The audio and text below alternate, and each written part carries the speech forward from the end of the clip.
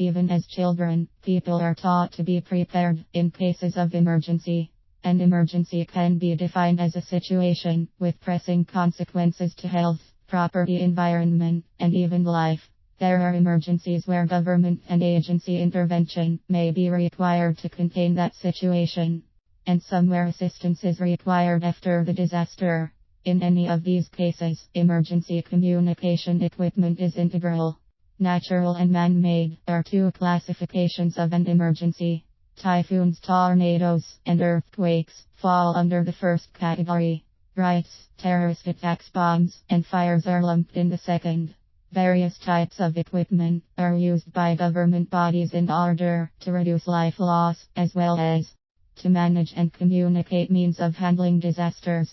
However, responders and government agencies aren't the only ones who should make use of these tools. Having the ability to receive and send details about an emergency can also be taken advantage of by families, businesses, and civilians. The proper information can make people believe that they have control of the situation and can thus find ways to cope and survive.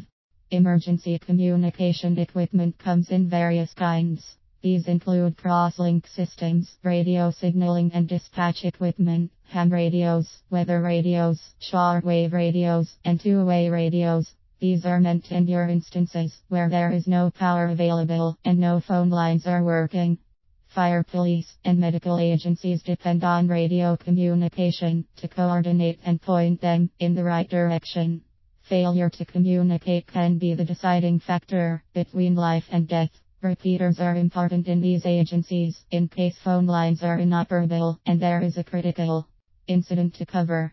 Most of these units are water resistant, can run in both VHF and UHF bands. Portable, can run in both battery and electricity, and can even be used to record messages. Mobile phones are definitely handy, and most people own one, but it depends highly on the capacity of the network. Shut down broadcast stations and towers, and there's a high likelihood that signal won't be available. In situations where lives are in the balance, people will always contact loved ones, causing congestion in the networks, removing people's means to communicate with their families. In these cases, two-wave, shortwave, and weather radios can be very helpful. Shortwave radios or amateur radios facilitate communication through radio waves. It runs on solar energy, battery, and electricity.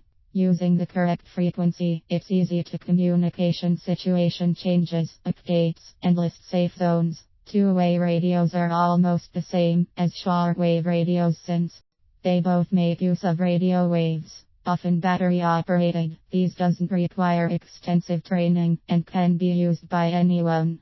However, it is virtually useless when used outside of range. There are other kinds of emergency communication equipment invented as the years go by. Buildings, streets, and public areas normally have strategically placed public address systems or PA systems. As such, a huge area can be covered by a single broadcast. Putting up LED signs is another way to communicate information, often in places where explosions can happen, and reduce a person's hearing capability. Huge audio systems similar to the ones found in manufacturing and military facilities, as well as digital signage that show up in large televisions, or other communication types.